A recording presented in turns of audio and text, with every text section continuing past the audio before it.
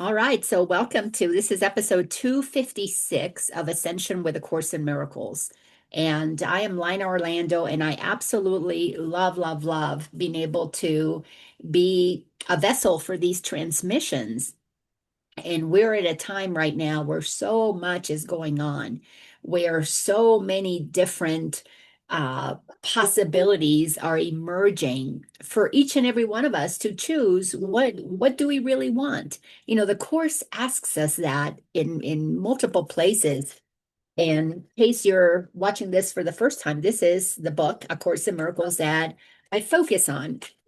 And the reason I focus on that book is when I had an encounter with the divine back in August of 2007. I had a moment, you know, and I say a moment, it was about an hour experience, maybe really 45 minutes, when I merged with the divine source of all that is, and my life was transformed from that day on. And it is still being transformed because although in that encounter, what I experienced was a knowing myself as one with all that is, spirit, source, God, Jesus, whatever you want to call it, the light, and I merged. And in that merging, I realized what I am, what we all are. And it was no longer a who, it was no longer who is Lina, it was a what is Lina. And in that moment, I was able to experience the grandeur of what I am, but it's what everything is. In that merging with the light, there was such a beautiful felt oneness, really truly indescribable. There are no human words that can adequately describe the magnificence and the vastness, the pureness, the innocence, the playfulness, the peacefulness, the joy. It really, we don't have words that can describe something so vast, infinite.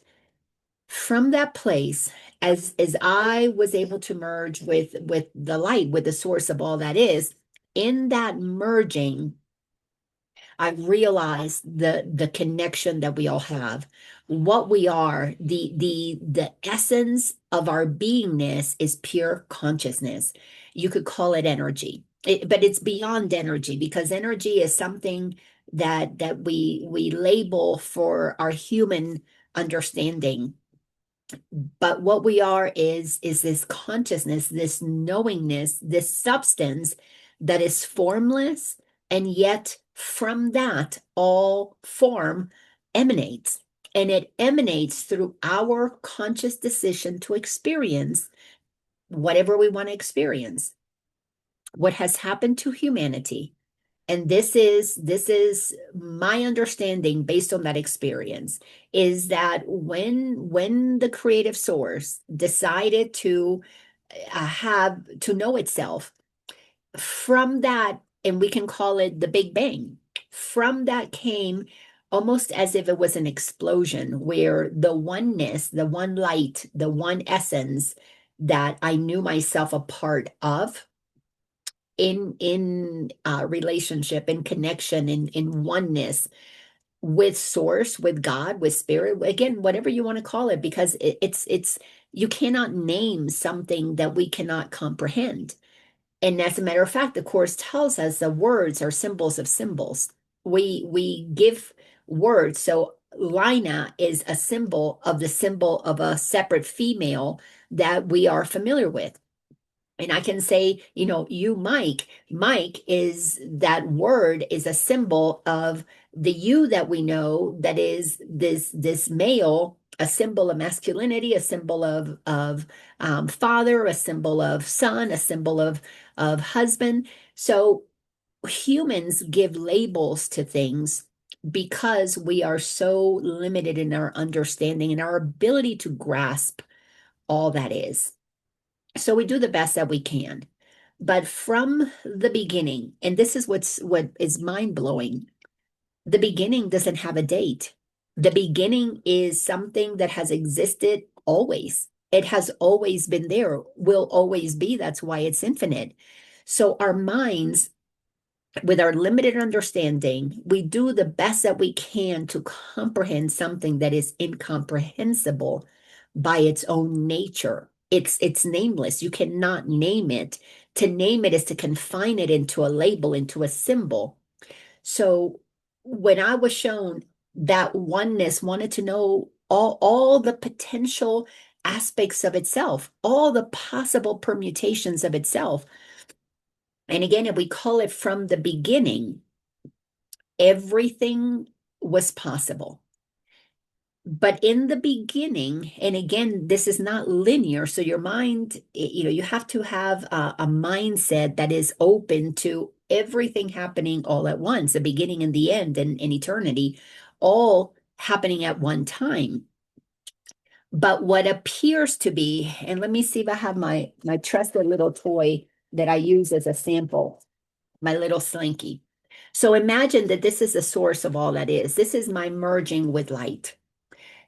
All of it happening all at once, the beginning and the end all at once.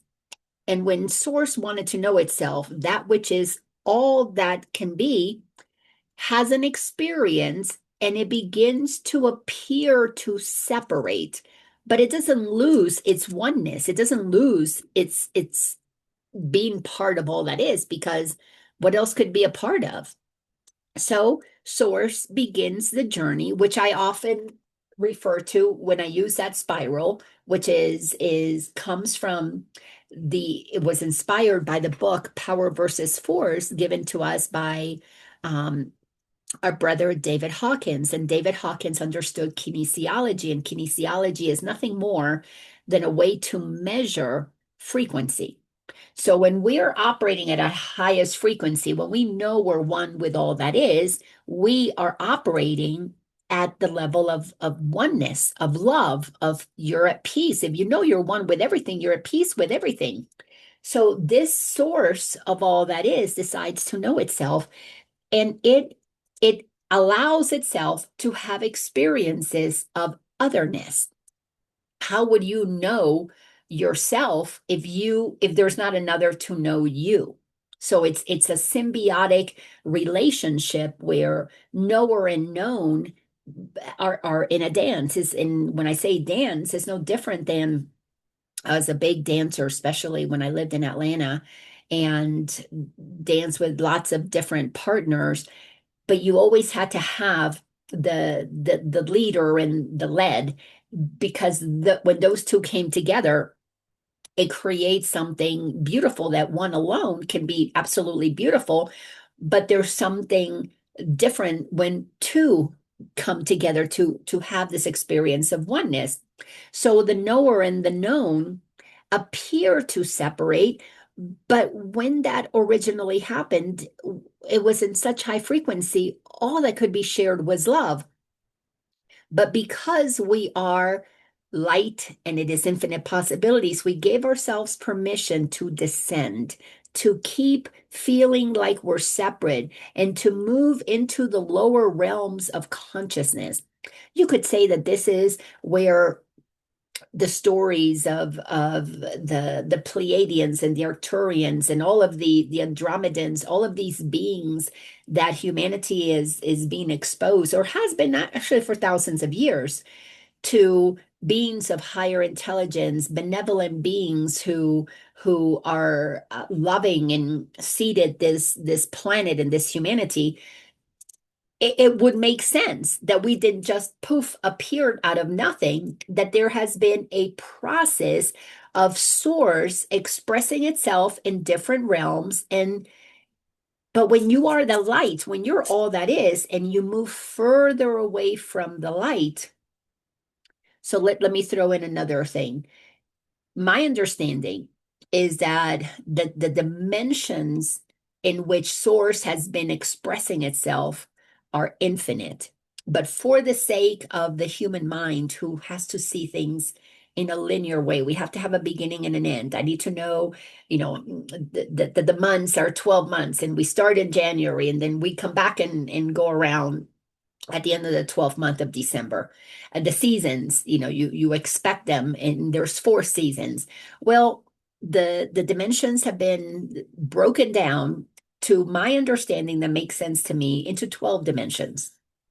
So you can imagine from being in that 12th dimension where you're one with all that is, and then you experience the 11th and the 10th and the ninth and the 8th, and you get where I'm going. You keep going further and further in your consciousness away from where the light that you are emanates from. The further we go away, well, the denser and the darker it can get until you come down to the lower realms, which in the third dimension, let's say it's somewhere around here. This gives us the opportunity to experience ourselves as other, as humans. And as humans, we are pretty far away from the conscious awareness of the light that we are. And in that being further away, appears to be further away, we appear to have forgotten who we are. All the while, because we're one with all that is, we cannot not be what we are. We just don't remember that. So when we're further down here in this third dimension, we, even though we're made of the same thing, have forgotten who we are. The course is a course in mind training. A Course in Miracles was given to us to help train our mind into what we need to remember about who we are, being the light, so that we can ascend, so that we can take our knowledge, our awareness of who we are, and raise it up. And that's what's so fascinating about all this, because we are not going like, oh, we're down here and we're going to go up here. That's not what happens. We don't go anywhere, which is part of the fascinating paradox is we right here remember what we are as one with all that is. This is why the Course says, the separation is a perception. That's all that it is we perceive ourselves as separate from the source. And the programming, the conditioning that we have received, the stories that have been passed on to us is that, we were born from mom and dad, and we had grandparents, and they had parents and great-great-grandparents, and the line goes on and on and on and on. So we believe that we are here separate and alone and apart from the great-great-grandparents. But when you understand what you are, when you have felt in your heart that you're one with all that is, well, the grandparents, the great-grandparents, they're all part of the same oneness. But our experience as separate from all that is allows us to know ourselves individualized. But what has happened to humanity, why we need the Course, is because our mind has been trained. I'm going to call it what it is. We have been dumbed down. We have been literally conditioned to believe that we're less than what we are. And that process is by design at two levels. And this is what we have to understand about what the Course wants us to recognize that is true about us. Two levels. At the level of oneness, where we're one with all that is, where we are always connected, because that is a spiral. If you look at it from here, if this was a spiral, you would see that the Slinky would have gotten way smaller, tighter. But the Slinky is not built as a spiral. It's what it is. So at the one level, we're one with all that is. That's what my experience helped me remember. At the individualized level that we're at the second level, we believe that we are separate, so we know ourselves as just this one little realm. So the mind, to believe that this is what I am, has to be conditioned. Our thoughts have to be conditioned to believe in separation, in limitation, in all of those forms of duality that allow us to have this human experience. Because we experience so much darkness here based on fear, because we don't remember who we are. If you don't remember that you're one with all that is, and you think this is all that I am, my gosh, that's scary. Well, that would make perfect sense. Totally would make perfect sense. Unless you are raised by those who deliberately remind you that you are on this level choosing to have an individualized experience, to give the source of all that is the opportunity of knower and known. We are the knower of what we are, which is God, the known. We are also the known to God, the knower. This is why everything is about oneness. This is why the Course tells us that God created us in its image. God gets to know us as we get to know God. The Course is really clear. There is no difference between us and God except for one. When I first read this, I thought, okay, yeah, no, that cannot possibly be true. I'll tell you, the one difference that the Course teaches, Jesus is very clear. He said this way back when, 2,000 years ago. In linear time, he said this to us when he descended down into the world at this level of consciousness. Now, 2,000 years, let's say we've reached this level right here. We haven't moved very far.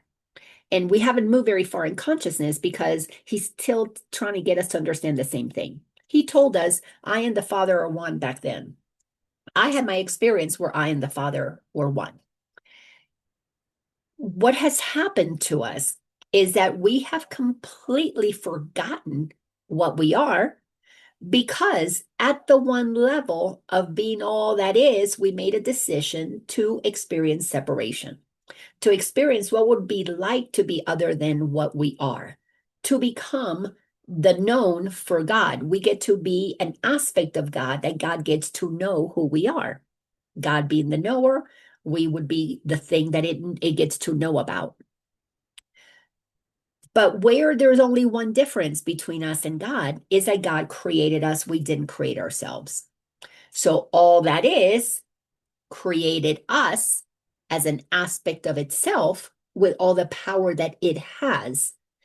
I couldn't grasp the idea in the beginning that, so that's the only difference between God and me, is that God created me. And then I became a mother. Then I began to look at what motherhood is all about. Actually, I became a grandmother. That's really when I began to really understand this more clearly. I was already a mother when I started having my awakening, because I realized I gave birth to my daughter, but my daughter is just as powerful and equal in capacity as I am. She's building a life, she's building a family, she's building her business. There's nothing that she does that I would say is less than what I could do. And there's nothing that I've done that I could say is less than what she could do. We're both just as capable of doing anything that we want, but there is a difference. I gave birth to her. She did not give birth to me. Now I'm observing it with my grandchildren. She gave birth to those grandchildren, but she treats them as what they are, absolutely powerful, capable beings who she fully expects will do even greater things that she could do, which is what Jesus told us. So when I finally was able to wrap my mind around that, what I realized, this is a hologram. This part down here has everything that this part has, because it's all this. It's all this. It's all one thing. Then began the part of the journey that I had to accept who I am as God created me. So I had to train my mind and wash away the BS programming that I received about God being on a cloud, all these ideas about God being powerful and me not, me being this inconsequential, puny, sinful, dirty little, being barely scraping by here on the lower levels, and God being something amazing up there. And then the Christian stories about Jesus being the only true Son of God, sent to be punished for how bad I was, which of course contributes to all that guilt that we carry when we believe that, oh my gosh, the one beloved Son of God, the one perfect being, got crucified because I'm such a dirty, sinful, little insignificant thing. I had to, the Course is a course in mind training. I had to look at all of those thoughts that I have believed, I agreed to believe that information so that I could have this experience of separation. Once I got clear that everything that I believed that was other than what the Course was telling me is who I am, I needed to let go of. I needed to recognize that to believe that is my truth was to sentence myself to the experience of this separation being real, meaning I'm imprisoned by my thoughts in believing I'm down here and God's way up there. So the Course teaches us to question those beliefs, to allow those beliefs to come into our conscious awareness for us to make a very simple choice. We shifted from a low frequency thought, meaning a lie, to a high frequency thought, meaning the truth. And here's the crazy thing. You can believe all the lies you want to, and all of us actually do until we don't. So it's okay. You can believe all of the lies. You can believe you're separate. You can believe that God is up there. You can believe that God's going to punish you. You can believe that you're eating the body of Christ when you do communion. You can believe that you're separate from everybody and that there are haves and have-nots and things are good and some things are bad. You can believe all of that if you want to, because the source of all that is gets to experience all the possible permutations of beliefs within a very beautiful space. The Course tells us we're safe in the mind of God. No matter what we think, it doesn't alter what we are. You can think that gravity is not real. Well, jump out of an airplane, it's going to treat you the same as it's going to treat everybody else. But you can deny that gravity is going to affect you. You can believe that you are immune to that. You can live your life in fear. You can live your life in judgments of others and feeling superior, feeling inferior. You can do that because the source of all that is loves us so much that it allows each and every one to have any experience that we want, because that experience informs the whole. It informs the whole and lets the whole know what it feels like to be further away in consciousness from the truth of what we are. And every one of those experiences are valid, because what it does is it gives us the inspiration to want to return to accepting the truth of who we are, because only the truth will set us free. So in this series that we have been looking at in A Course in Miracles in chapter 13, that particular chapter's title is The Guiltless World. We've already looked at the introduction, and last week we looked at section number 1, which is guiltlessness and invulnerability. So when we look at this Slinky, what this section is trying to teach us, in essence, and if you don't understand the Course, this is going to sound cray-cray. That's okay. But we need to look at every single being as innocent. We need to see them as invulnerable, powerful creators, created to create all the potential infinite possibilities so that the source can know itself fully, so that the source can know all that it is. So okay, so this thought's come into my mind. We're going to go with it. Think about a strawberry. A strawberry knows itself as a strawberry. But if that strawberry is not turned into juice, it doesn't know itself as that liquid that is so satisfying to so many people. My grandkids love the strawberry pops, because ice pops, because it's just pure strawberry juice that has been turned into liquid, and then it has been frozen, and it's so delicious. Some people get to experience strawberries inside of a strawberry puff, into a pastry with custard and maybe some whipped cream. Delicious. Some people get to experience strawberries as ice cream. Some people get to experience strawberries in a pie. Some people get to experience strawberries mixed with rhubarb, which I don't like rhubarb, but I had rhubarb strawberry pie one time. Actually, it was really good. So a strawberry by itself, it's all that is. But when you take it and you allow it to be in so many different combinations, it just gives you a whole different perspective of what strawberry can be a part of. This is what the source has done. Be all that you want to be. It informs everything about us of what is possible. And then we have the awareness to realize, you know what? I didn't really like the pie, the strawberry pie. I didn't really necessarily like the ice pop, but I love the ice cream. So let me have more time being the ice cream. Let me have more experience as ice cream. Being in the third dimension, being in the lower realms of consciousness, it appears that we're further away from the light because we're told that this is where the light is and this is where the darkness exists. So when we look at the spiral and we forget who we are, it feels pretty dark because we think we're separate, we think we're small, we think we're alone. But what if you accepted, as the strawberry is, that the strawberry is all that it can be?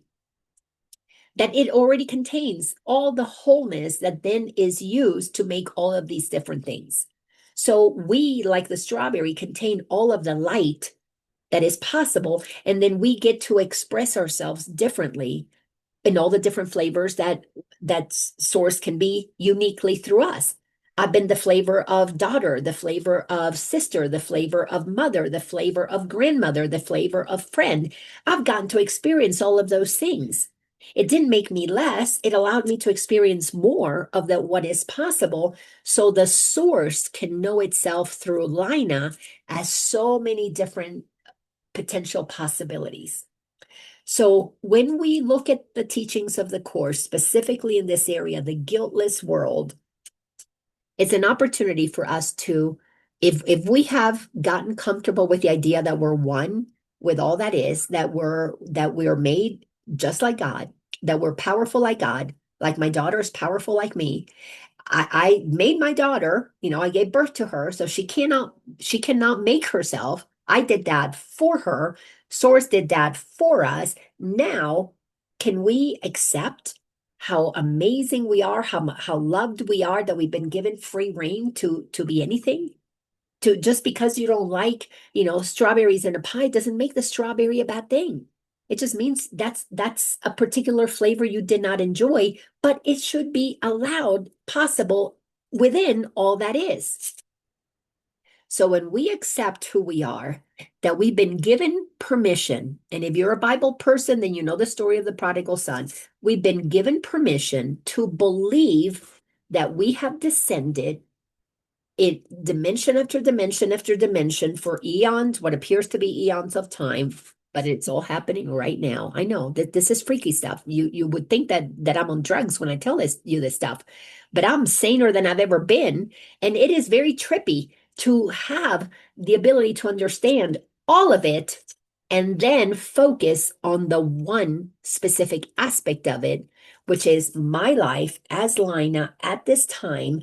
How can I bring all that I am, all of the light? How can the strawberry bring all of its flavor, all of its juice, and let it be used in a way that informs the source of all that is possible? I mean, I take that to me now as an honor. Wow.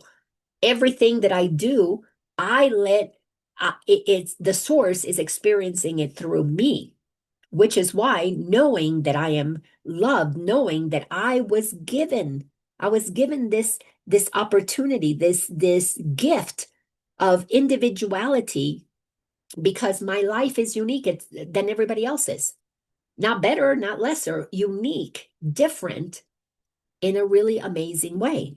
I could live my life looking at everything as if I'm separate and alone and in fear, which is what the ego does, or I can look at my life as, okay, I am God meeting itself in all these different beings and things and experiences. How can I bring the light that I am and share it to help everything remember that I remember that it and I are one, that we are connected, that we are part of the exact same source. This is why we have to shift our consciousness from a fear-based, egoic sense of separation into one that is recognizing the oneness, and with reverence for all of creation, having been created to experience all of the possible permutations that it can experience. We have been dumbed down into believing this is all I am, this is all that I can be, this is how I'm supposed to dress, this is the right way to do religion, this is the right way to behave, these are the right the prim and proper ways that the rules, laws, and regulations that I should live by. And anybody who doesn't do that, well, then they're wrong. And that creates such an intense need to always be your best, always be, your best according to the rules, not your best according to God, which gives us no rules. Now, we are under only the laws of God's, which means you can do whatever you want and God is never going to punish you. This is why the guiltless world is something that we individually manifest here. You got to cleanse your mind from all of the things that are not true. You got to stop thinking you're a lowly little being down here, sinless, pitiful person. You are the source of all that is, expressing yourself uniquely. But without this, we couldn't have this. That's how important we are. And what we're doing is what Jesus attempted to do 2,000 years ago to help us remember, learn to love God. We are one with God. I and the Father are one. We are one with that source. That source created us to create, to extend what it is through each and every one of us. Wow.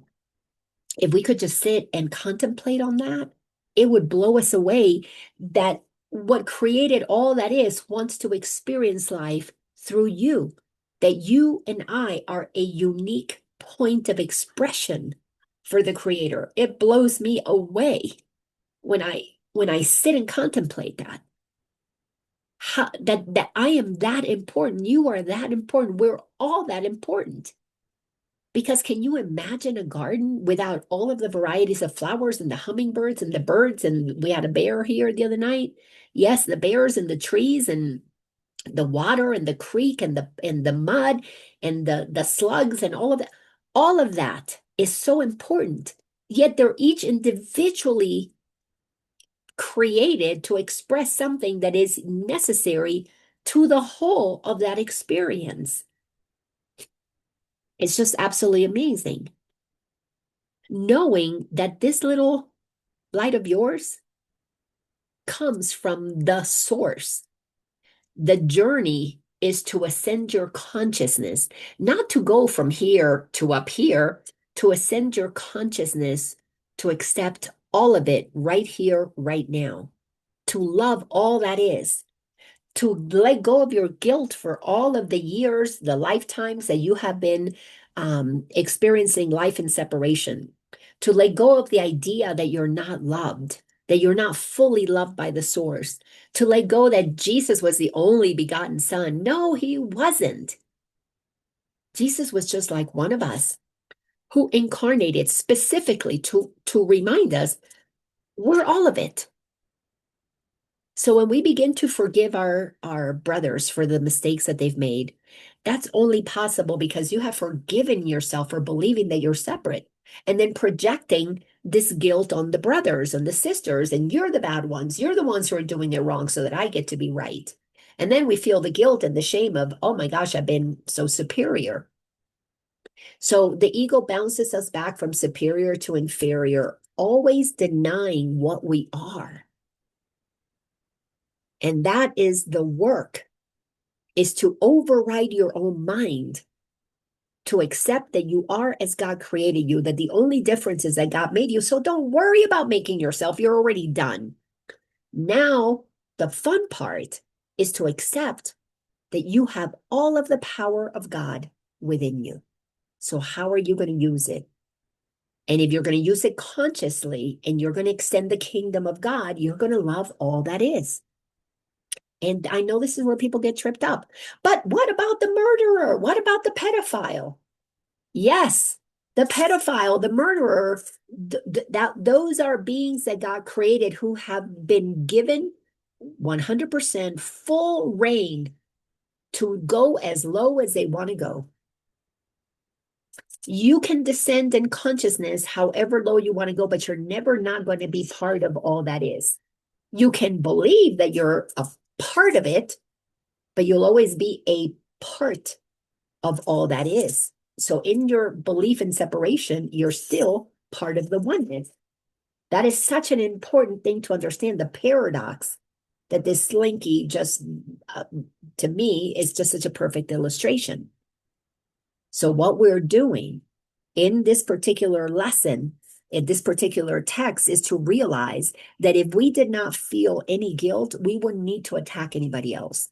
So every time we're attacking somebody, every time we're saying I'm better than you, you're wrong, you are, the bad person, you're the murderer, you should be punished, we are projecting on them that we still believe in separation. We're projecting on them that we still haven't fully arrived at the place of accepting the truth of who we are. So we're not accepting the truth of who they are. That's what projection is all about. I see in you what I'm not ready to see in me. Period. Whether I see you as inferior or as superior. Oh, you're amazing. It's like Dolly Parton just recently passed away. She was such a great singer. She was an amazing human being. You have all those skills within you as well. Maybe you're not here to be a singer like Dolly Parton to big crowds or write all those songs, but you can sing in your shower. You can sing to your baby. I sing to my babies. And I consider myself just as much a singer as Dolly. She came here to be a singer to the public. You came here to be a singer in the shower. Well, I'll just say me. I don't know. Maybe you guys can sing better than me. It's still the ability to extend through our voice a song that brings love, that brings comfort, that brings joy. When we see Dolly as this amazing being, that's your amazingness. Unless you can say, wow, Dolly is as amazing as I am, then you know who you are. And you're seeing Dolly through the eyes of love. If you say, oh, she's amazing, I could never be that way, you don't know who you are and you're projecting on her, she's special, I'm not. So then you don't really know who she is because she's no different than you are. If we project on the murderer or the pedophile, you're terrible, you're the bad person, then you don't know who you are because you have the ability to be just as bad because you are part of the oneness that can go as low as you want to go. So that one who chose to have that experience, to come back to the source and allow the source to know that when we don't remember who we are, we will do things that are very unloving. The opportunity here, just like the prodigal son had, is to return to the source in humility, in humbleness. Father, forgive me. I knew not what I was doing. I didn't remember who I am. And you know what the funny thing about all that is? The process of forgiveness is really a process of getting our mind straight. Is of recognizing I am the one who forgot who I am. So I went and had an experience that created a lot of pain and suffering because God loves me so much that it doesn't judge me for that. So Father, forgive me is really, Father, I have forgiven myself for forgetting who I am. Now, while I'm in this dimension, I'm going to treat everybody as who they are, just as Jesus taught me, because my goal is to allow the all that isness to be expressed through me. Now, I don't see myself as down here. I see myself as wherever I am, extending the all that I am. So this particular section is to train our mind into understanding that we need to let go of having the guilty and the not guilty. All of us are loved by God. And the more that we recognize that there's no bad person out there, the more that we have accepted the goodness that we all are. And I cannot emphasize enough, projection is the extension of what I believe about myself. Let that sink in. Whatever you see in another is a projection of what you believe about yourself. Those who are in the process of awakening and are deciding to be all that they can be, meaning a loving being, and are leaving the separation behind, are leaving the needing to be dark behind, because they're accepting the wholeness. We're accepting the wholeness of who we are. We are the ones who are here, just like Jesus was 2,000 years ago, here to show that we have come to love God. Therefore, from that love of knowing who we are, knowing what we are, knowing what created us and what we're made of, now we can love our neighbors because we already learned to love ourselves. And we learn to love ourselves because we were made by love to love. And we're no longer playing the game of the ego of separation and fear and judgments and condemnation. But when we catch ourselves doing that, we just forgive ourselves. Oh, oops, I did it again. I forgot who I am. And in that instant, which the Course calls a holy instant, in that instant, I shift and I lift from forgetting to remembering. And that's how we train our mind, shifting and lifting from forgetting to remembering over and over and over again. If you have to do it 1,000 times, 1,000,000 times, it's okay. Because when you understand who you are, you're eternal. You don't have to get it all in this lifetime. You got plenty of lifetimes to get this figured out. But when you understand that the goal is love, then all you need to do is love yourself, and then you're back in alignment with the truth of who you are. So when we look at section number 1, guiltlessness and invulnerability, I'm going to read one line, sentence number 2. The Holy Spirit, which is the voice for God, wants only this, meaning that we remember who we are. For sharing the Father's love for his Son, he seeks to remove all guilt from his mind that he may remember his Father in peace. Because love and guilt cannot coexist. Once you learn to accept that you are love and you forgive yourself for all the things that you did that were unloving, then you have no more guilt. You release that guilt. It doesn't mean that you don't practice correcting certain things. Maybe you have to ask for forgiveness. Maybe like they say in the 12-step program, you ask for forgiveness. You amend, make amendments. You correct things that you did, but you do that because it's a good thing. And if you don't do it because it's going to be harmful to you or that other person, then you don't do it. But within you need to make that correction to let yourself off the hook for all of the things that you did when you didn't remember who you are. Then it goes on to tell us that we need to accept the blamelessness of every single one of us. You cannot think that you are perfect, whole, and complete, but not that one down the street. That again, you're projecting on them the part of you that has not fully accepted your perfection. So you project that imperfection on them. And I know people say, but I would never murder somebody. Well, if you're having judgmental thoughts, you're murdering somebody's character, yourself or theirs. So we've got to get comfortable with the idea that all of us can be all of it. So to judge somebody who is choosing to give the source that experience so that it can know all that is possible is part of the work of that we're here to do. Forgive our sense of separation, forgive our sense of superiorness, inferiorness, and move towards the atonement, remembering that we're one with all that is. Because the upside to remembering our oneness is that then we can shine our light honestly. We can love all that is honestly. We can forgive honestly. Otherwise, we do it begrudgingly, or we hold resentments. And let me tell you something. And this was such an important lesson for me to learn. If you do not recognize who you are at this level and accept the all that you are and live your life from that consciousness, that higher consciousness, you will have to incarnate at this level and continue the journey to work your way up to remembering who you are, not as a punishment, but because, remember I said earlier, there are 2 levels. At the level of the soul, this is an adventure.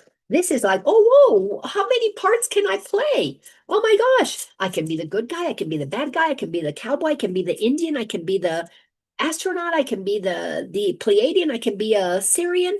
You can be all of it, any of it. So what you are right now is what you choose to experience. So make peace with it.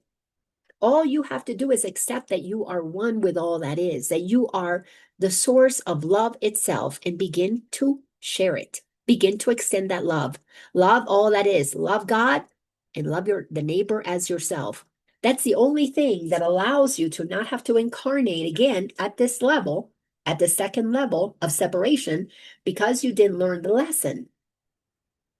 Learn it. Learn it now and graduate. Unless you don't want to, which is perfectly okay, because I'm not here to say that there's anything wrong with anybody choosing to repeat this lesson. But let's go to paragraph 3. As you look upon yourself and judge what you do honestly, you may be tempted to wonder how you can be guiltless. Yeah. Oh, I hurt somebody. I lied. I cheated. I stole. You're going to go, but that's wrong. Yeah, we get that. Of Course in Miracles gets it. Jesus understands that. So let's keep going. Yet consider this. You are not guiltless in time, but in eternity. Let me break that down. When you accept your wholeness, you're not guilty in eternity. When you are honest about, in this lifetime, I did some unloving things, I feel guilty about that. That's your work. Then be honest. Here, I have done some things that were unloving. This is why the Course tells us the only thing you need to do is forgive yourself for forgetting that love is what you are. And you forgot that love is what you are because you were conditioned, programmed to believe things that are not true about you. Forgive all those people who taught you the best that they could with what they had. This is why forgiveness is the only thing that you can honestly do to release guilt. Wow, I had no idea that love was available to me all along. My grandmother told me I was a sinner. My dad told me, I wasn't good enough. That's why he left and abandoned me. My mom, I was a burden because she mouths to feed. Forgive all of them. They didn't remember that they were loved. They did this and said the things that they did. I took it on as I'm a burden. I'm not good enough. There's something wrong with me. I'm not lovable. I'm not wanted. I'm abandoned. Made up that story. Let me forgive myself for believing that story. Let me release them. They didn't know what they were doing. That's what forgiveness is to bring your mind to the correct place in consciousness. We all chose to be here and play different levels. Don't make anybody wrong for playing the level that they played. That helps you see that we have the ability, because we have free will, to go as low as we want to go. That doesn't make them bad. It doesn't make them wrong. It just means that we're pretty freaking creative. Adventurous souls playing in an infinite playground. Let me read this again. You are not guiltless in time. In time, you can be guilty all you want. Right now, in this time, in this century, in this dimension, be guilty if you want to be guilty and carry that guilt. It's okay. God is not going to punish you for wanting to experience shame and guilt. However, in eternity, there is no guilt because you were given free will to go as low as you want to go. Do you see how beautiful that is? We are so loved that we were given permission to be as treacherous as we wanted to be. And when we were done with that, when we finally saw, well, that's not really that much fun after all. I've done it for 3 lifetimes, 10 lifetimes, 300 lifetimes. I'm done with that game. All you need to do. Maybe like what was her name? Samantha from Bewitched, wiggle your nose or something, whatever she did. And then boom, that's it. You're done with it. That's what the holy instance is. You have to decide, I'm done with this. So then we go to the place, sentence number 3. You have sinned in the past, but there is no past. Yes, you might have lied and cheated. I know I did, and did things that were unloving and unkind. When I was, three, I had three sisters. There were four girls. I did unloving things. I was mean. I was lying. I was cheating to survive. Um, I did it again later on. I did it again later on. I did it again, but that's in the past. That's not who I am. So the learning that we're doing by training our mind is to remove those thoughts that we still hold today about what we did back then that weigh us down. It's like a suitcase full of all those old memories that are weighing us down. Release them by saying simply, I did what I did. It's all that I knew to do. But today, that's not who I am. I'm not 3. I'm not 8. I'm not 10. I'm not 12. I'm not 13. Who I am today is accepting the all that I am. Yes, I did some things back there, but I'm not separating myself like that. I'm not carrying all these separate identities. I am becoming one with all that is. And if God doesn't hold anything against you, why would you do that to yourself? You do it to yourself because you like carrying guilt. We have to be honest about that. To hold on to something that you don't have to must be because you want to. That was a big eye opener for me. When I finally realized, what? I don't have to keep carrying this guilt about all the things that I did wrong. No, you don't have to. Nope, nope. There's no law, there's no rule that says you have to. But you have to train your mind to accept that you are the creator of your reality. God created you to create. As God is a creator, you are a creator. What do you want to continue to create as your reality? In the past, yeah, then you're going to have to carry all that weight. You live in the now, in the present, accepting who you are. You don't have to carry that anymore. You genuinely forgive yourself, because what the world needs now is more loving people extending more love to show the way that Jesus started showing us 2,000 years ago, so that we can co-create the happy dream, so that we can ascend from operating in the third dimension to shifting to a higher frequency where we're closer to living as the actual light that we are. There's still some levels to go. I mean, I don't want to go from here to here and skip all the fun. I'm enjoying this journey now that I know the rules of the game. God created me to create, so I'm creating. I'm going to milk this thing for as much as I can and enjoy this physical body now that I know it's temporary. I'm enjoying it for however long I have it. I get to do as many fun things as I get to do, including all the dental stuff that I've been doing. My cheek is a little puffy still. But I don't want to miss out on being a grandmother. I don't want to miss out. I don't want to be like poof, be in the non-physical realm that the light is in. I'd rather be here extending the light because it's so fun. And it's easy when the mind is not creating obstacles to block it. So then he goes on to say, yes, we recognize you've sinned in the past. Okay, let it go. Move on. Always has no direction.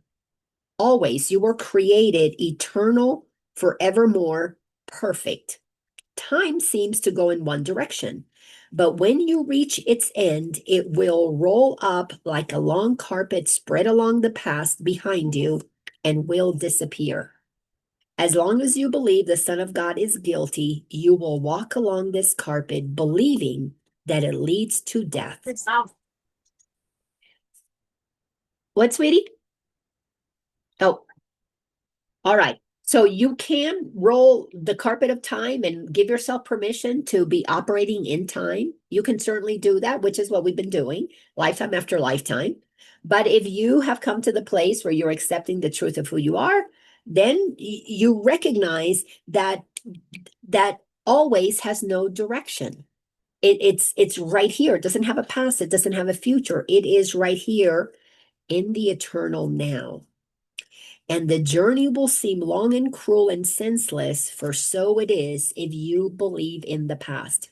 If what happened to you back then is still part of your identity, then you are choosing, because nobody's making you do this, you're choosing to hold the past as a thing that weighs you down, that blocks you from accepting the love that you are, which keeps you from extending it and enjoying the ride for however long you're here.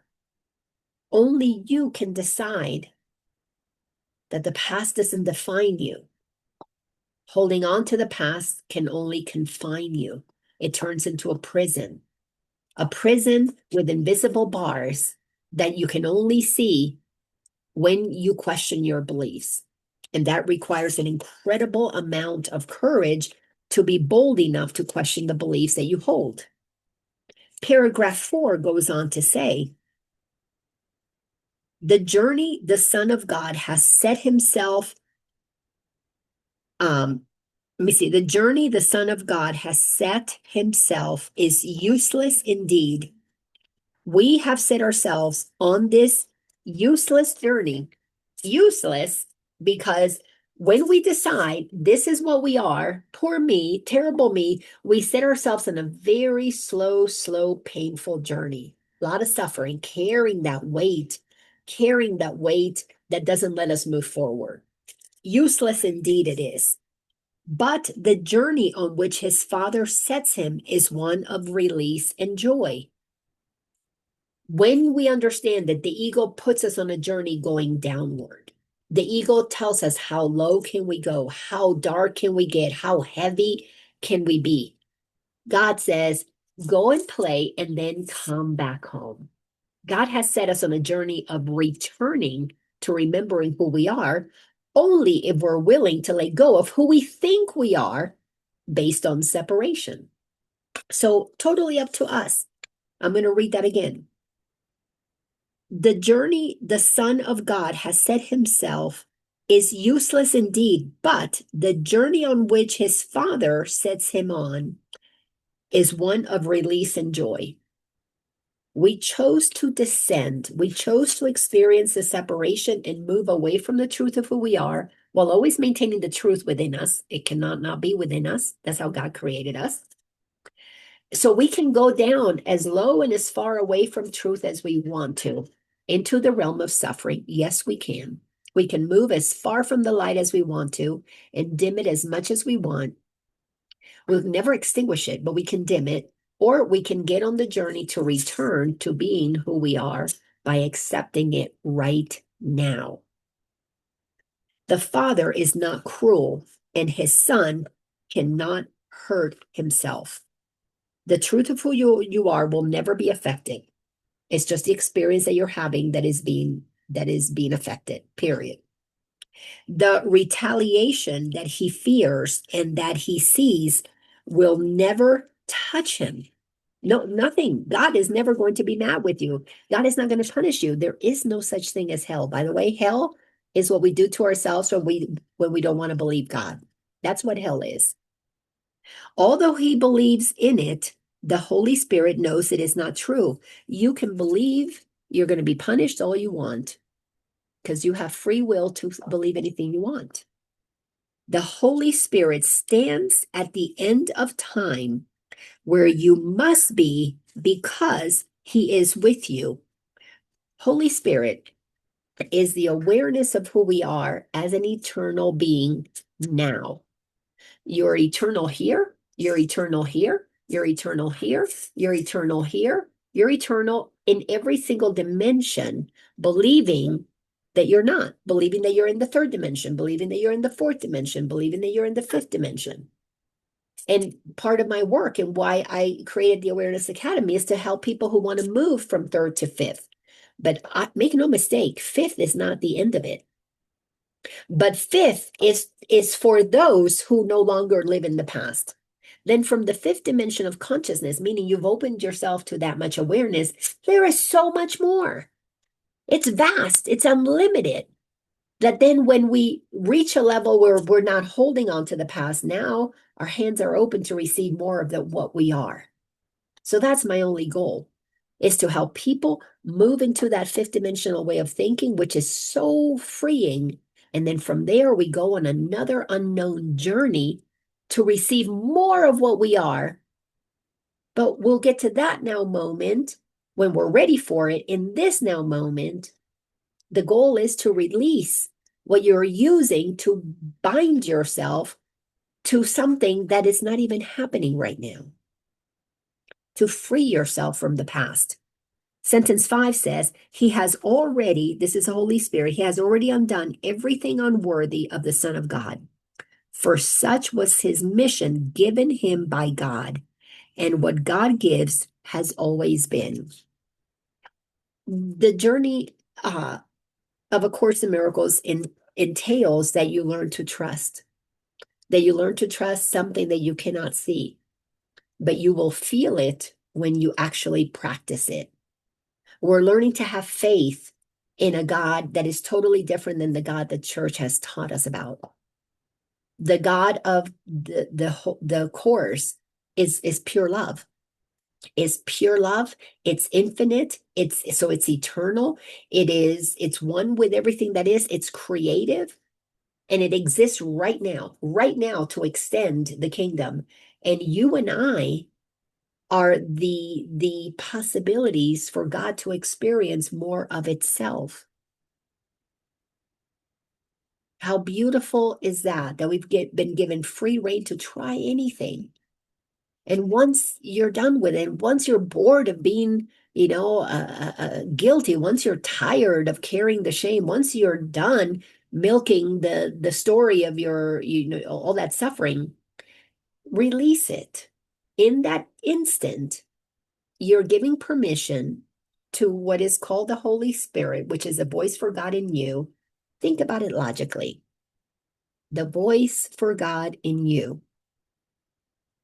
meaning God is within you. But because we have been scared to death about God, it's hard to say, oh, God is talking to me and through me. Most of us cannot accept that when we're so afraid of God, deliberately conditioned to be afraid of God. So we won't come to this place of saying, I and the Father are one. What that really means, love and I are one. Love is what I am. Love is what I should be extending. And when you get comfortable with loving everybody, judgments go away, guilt goes away, shame goes away, superiorness goes away, inferiorness goes away. All those things disappear in the presence of the high frequency of love, because the love of God is a love that is all encompassing, that is unconditional. It has to be unconditional. Human love says, well, if you do this, this, and this, then I'll love you. If, as a parent, if you behave this way, if you wear these clothes, if you act this way, then I'll be happy with you. Our human love is very conditional because we don't know real love.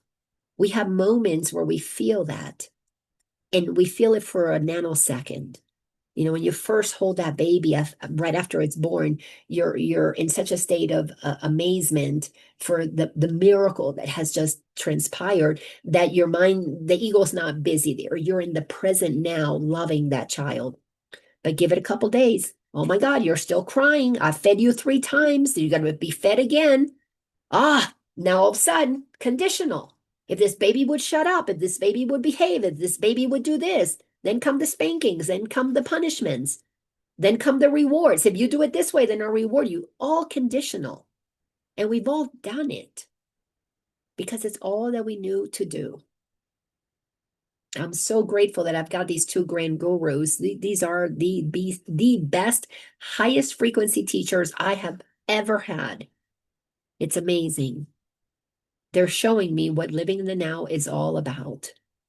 And sure, they're being conditioned, they're in the world, but I'm doing my best to help them not be of it, just be in it, but not of it. This is how we get to shift this world into what the Course calls a happy dream, where we operate from love as the primary foundational way that we treat each other, not from fear, which is how the ego operates.